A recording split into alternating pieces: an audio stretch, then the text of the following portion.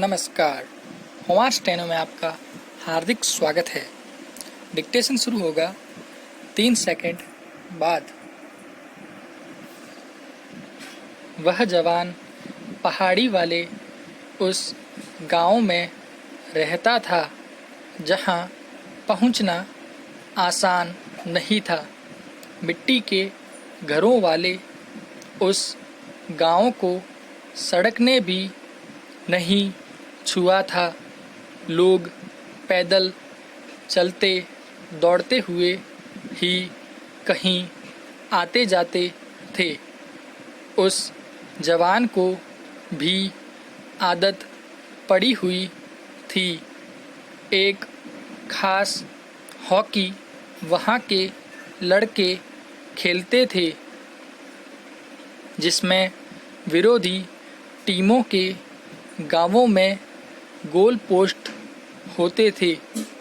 गोल करने के लिए गेंद को कुछ मील दूर तक ले जाना पड़ता था। खैर, उस जवान को काफ़ी दिन बेरोजगार भी रहना पड़ा। अंततः देश के राजा के गार्ड के रूप में बहाली हुई तो जिंदगी थोड़ी सुधरी। पैराग्राफ। लेकिन तब भी घर से काम की जगह तक सफ़र दौड़ते हुए ही तय करना होता था। गार्ड्स के कोच ओनी निस्कैनन रोज उस जवान को सुल्ता से आदिस तक दौड़ते आते जाते देखते थे। एक दिन अचानक उनके मन में ख्याल आया कि यह जवान रोज 20 किलोमीटर से ज़्यादा दौड़ता आता जाता है। पहाड़ी क्षेत्र में इतना दौड़ना आसान नहीं, लेकिन यह दौड़ता है और सबसे बड़ी बात इसमें थकान नहीं दिखती। अगर इसे मैराथन दौड़ाया जाए तो कैसा हो? कुछ दिन और दौड़ते देखने के बाद निस्कैनन ने उस जवान से कहा, तुम गंभीरता से मैराथन पर ध्यान दो, इसमें बहुत कामयाब हो सकते हो। खेल प्रशिक्षक ओनी के बोलने का बड़ा असर हुआ। वह जवान सोचने लगा, क्या मैं भी मैराथन में भाग ले सकता हूँ? दुनिया देख चुके विदेशी प्रशिक्षक जब कह रहे हैं तो शायद उन्होंने कुछ देखा हो। उस जवान ने इसे चमत्कार ही माना कि कोच की नज़र उस पर पड़ी। पैराग्राफ। खैर, कोच ने एक नहीं बल्कि 3 जवानों को मैराथन के लिए चुना और प्रशिक्षण शुरू किया। उन्होंने लिखा है कि वे अच्छे लड़के थे। उन्हें सिखाना आसान था, लेकिन उनका खेल अनुभव नंगे पांव फुटबॉल खेलने तक सीमित था।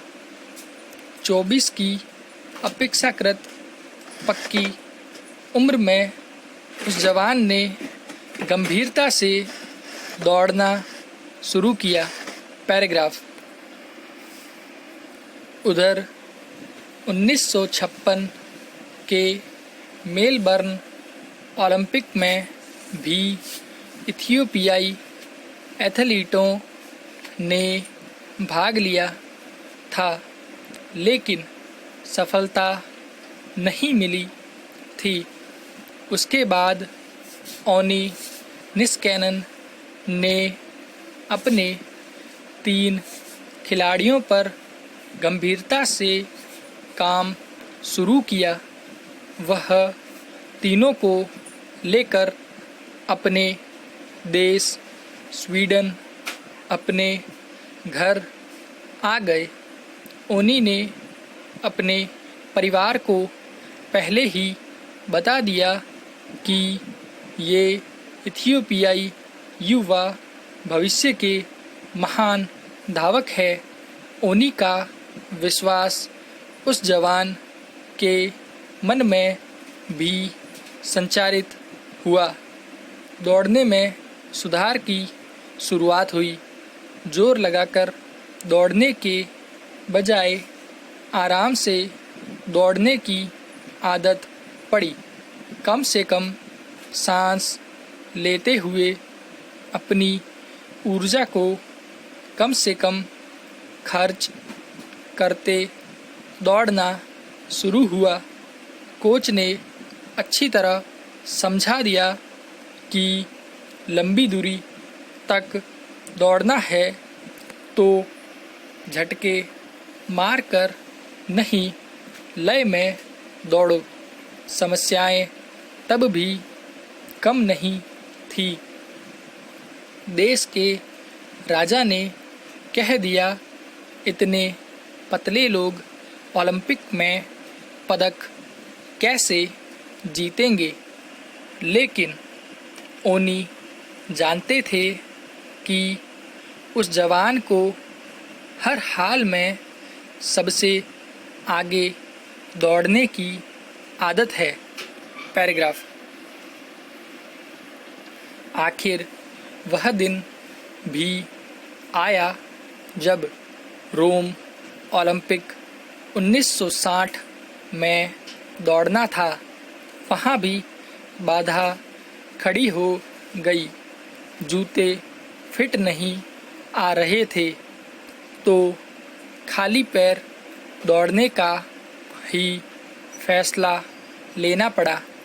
मैराथन करीब 41 किलोमीटर की थी। लोग सोच में पड़ गए, इतनी लंबी दूरी कोई धावक खाली पैर कैसे पूरी कर पाएगा। 50 से अधिक धावकों ने दौड़ना शुरू किया। धीरे धीरे वह जवान सभी धावकों से आगे निकलता गया। उसे लग रहा था कि पीछे से कोई धावक पूरी रफ्तार से आएगा तो ऊर्जा को संजोए रखना होगा। वह पूरा जोर नहीं लगा रहा था, लेकिन तब भी रिकॉर्ड तोड़ते दौड़ रहा था। किसी ने उस धावक का नाम तक नहीं सुना था। दोपहर बाद शुरू हुई दौड़ अंधेरे में पूरी होने जा रही थी। एक पत्रकार ने उन पलों के बारे में लिखा, अचानक हम दूर एक छोटे से काफिले की रोशनी को टिमटिमाते देख रहे थे। तब वह भी बढ़ते आते दिखे। लयबद्ध ढंग से दृढ़ता के साथ दौड़ते चले आ रहे थे। एक ऐसे शहर की सड़क पर जहां उनके पूर्वज कभी गुलाम थे। पैराग्राफ। वाकई रोम की ज़मीन पर इतिहास बन गया। वह जवान अबेबे बिकीला ओलंपिक में स्वर्ण पदक जीतने वाले पहले अश्वेत अफ्रीकी बने। उनकी जीत ने पूरे अफ्रीका में नई उमंग, उत्साह, बदलाव की हवाओं का संचार कर दिया। पूरा अश्वेत अफ्रीका आज़ादी व शानदार भविष्य के कगार पर आ खड़ा हुआ और अबेबे बिकीला इसके प्रतीक थे। गरीब और नंगे पांव लेकिन विजयी। पैराग्राफ बताते हैं कि स्वर्ण जीतने के बाद किसी ने पूछा कि आप थके नहीं दिखते और कितना दौड़ लेते, तो बिकीला ने जवाब दिया, और 10-15 किलोमीटर। वाकई वह थके नहीं। अगली बार टोक्यो ओलंपिक में भी दौड़े और फिर स्वर्ण जीतकर साबित कर दिया कि कोच की खोज गलत नहीं थी। समाप्त।